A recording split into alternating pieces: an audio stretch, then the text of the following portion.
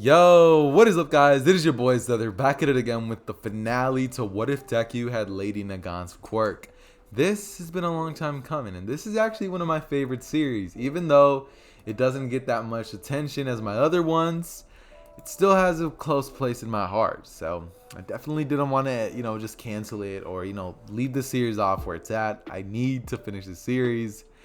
And that's exactly what I'm going to be doing for you guys. So for those of you guys who know the drill, go get your snacks, get ready for the video, and let's get started.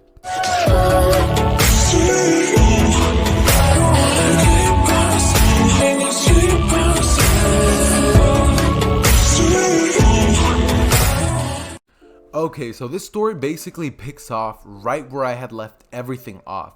Deku had pretty much just proceeded to grab Koda out of the way of Muscular's punch, and this is when he would jump off, grabbing Koda off of the cliff. As Muscular would say, that kid literally just jumped off to his death.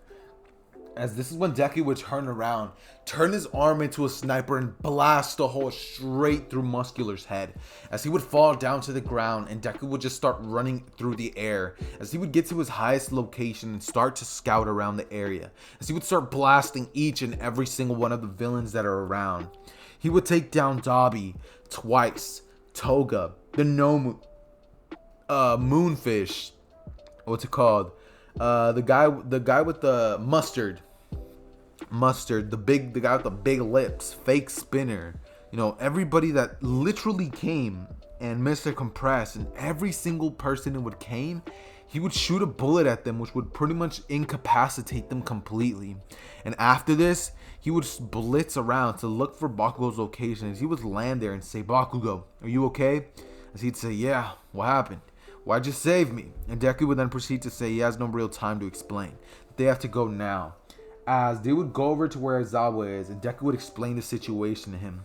As at this point, the forest didn't even go aflames yet. And, at this point, Moonfish had barely appeared in front of Bakugo and Todoroki. As they would pretty much clean up each and every single one of the villains. And as this is all happening, pretty much All For One would think that enough is enough. If this kid gets in his way anymore, he's gonna have to take him down himself. As All For One would basically teleport straight over to Deku's location, and he would start clapping, as he would say, "Looks like you did it, kid. You finally took down each and every single one of the members that I had. And for that, I'm gonna have to take you down." As All For One would then proceed to pretty much blitz at Deku, as he would be standing right in front of him. And Deku would then proceed to basically spin as he starts blasting in every direction, trying to hit All For One. And the bullets would actually make contact. But All For One would be using a barrier quirk, which was stronger than the bullets. As Deku would basically create a charging, what's it called? A weapon that can pretty much charge itself up. Think like the Halo gun. The razor, I don't know, guys. A rail gun. It's a rail gun. Yes, a rail gun. As he would charge it up and blast it straight at All For One, to which he would create a bunch of small air barriers between him, and he would basically block the entire attack. As he would then grab Deku by the face, and he would then proceed to essentially basically smash him onto the ground. As this is when this battle would continue, and Deku would get absolutely abolished by All For One, as Aizawa would come in to help Deku, and he would use his quirk to unactivate All For One's quirks. As he would look towards him, he'd say, "Looks like you finally did something of use, Aizawa."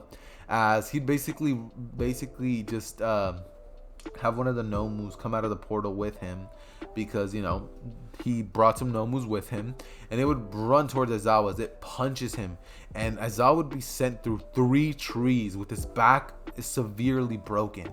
Deku would stand up saying, "I'm not done," as he would rush towards this version of All For One, using his extreme precision of battle experience to basically land a bunch of hits on this version of All For One. As All For One would just grab him by the head, and a bunch of tendrils would smash right into Deku's head, as Deku would fall onto the ground dead. And right as this happened, All Might had gotten the signal, and he had been going to the Force Training Arc as fast as possible. As he would arrive, and he would see the kid who basically he thought would be the next symbol of peace. The kid who pretty much put all of his trust in. As Deku would then proceed to essentially look just lifeless on the ground. All Might would get enraged as he would battle against All For One, and the battle would go a lot different. In this version, All Might's rage would fuel him to not listen to a word that All For One said. He just saw one of his students get killed right in front of his very eyes, and this was not going to stand. He would proceed to basically blitz towards All For One and proceed to smash him right in his face with each and every single one of his strongest punches after he had defeated him with the United States of Smash. After that, he would punch All For One in the face until he pummels him into oblivion. And after the battle was won, All Might would stand victorious as he would go into a Small Might form, and everybody would be announced that All Might had been weakened. As it is at this point where we basically see All Might standing.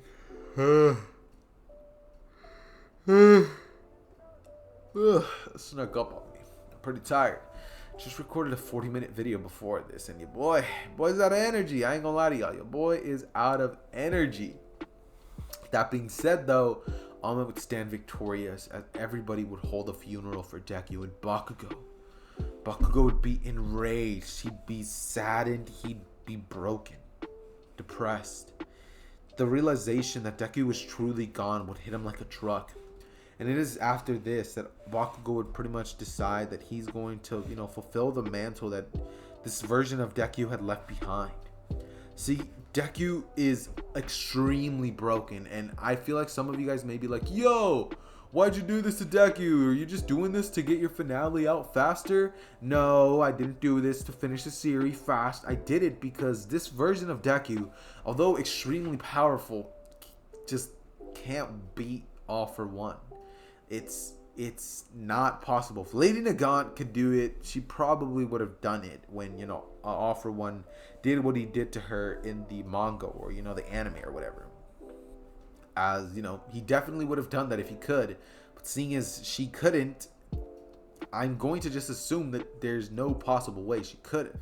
And seeing as she was able to fight a 50% Deku with all these quirks, All For One must be more powerful than that. So, yeah, this version of All For One just completely clapped Deku, leading into Bakugo and the rest of the school basically growing up and being third years at this point, where the Liberation Army would finally strike and would begin to try to take down a bunch of the hero agencies, starting with Endeavor, seeing as he was one of those people who had to be taken down, seeing as he was the #1 hero of Japan at this point.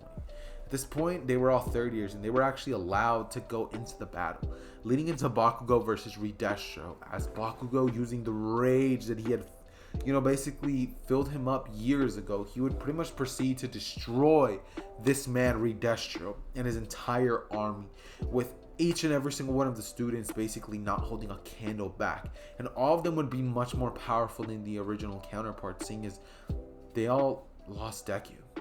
Momo would have also been distraught by this realization, and she would have gotten the most major power-up out of all of them. Uraraka, Bakugo, and Momo would have been the ones who mainly were responsible for taking down the Liberation Army, but the Liberation Army was taken down nonetheless. That being said, though, guys, this is what I believe would this is what I believe would have happened if Deku had Lady Nagants Quirk. If you guys enjoyed this video, make sure to go down below and hit that subscribe button as well as the like button.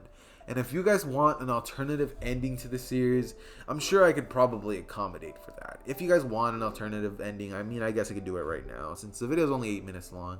And I don't feel like it's just to give you guys an 8-minute video. Come on now, that's just not what Zether does. If you guys want the alternative ending, here's what I believe would happen if I, just boosted this version of Deku up. Deku would proceed to, right before All For One can activate his quirk, shoot a bullet straight through All For One's head. And he would then proceed to basically clean up the entire incident, with All Might arriving, realizing what happened, and basically thanking Deku for what he did.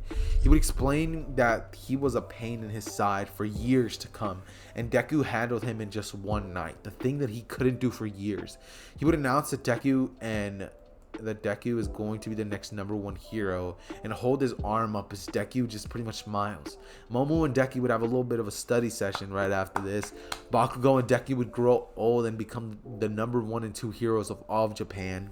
Todoroki would be the 7th hero of Japan, seeing as Uraraka and Momo would have actually gone on to become even more powerful than what we could have ever imagined. Some of the other heroes in the other pro hero schools would have actually developed their quirks further.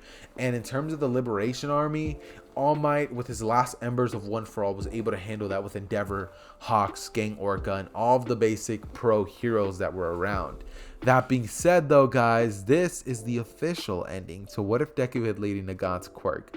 The light ending. But personally, I kind of prefer the dark one, seeing as I usually always give my Deku's plot armor.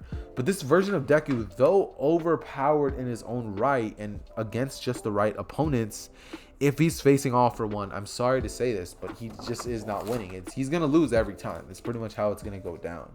All For One is way too powerful for Deku to win. And yeah, this is how the video ends. I hope you guys enjoyed the video. I already said what I needed to say. So with that being said, I love you guys. It has been your boy Zether, and I am out. Peace.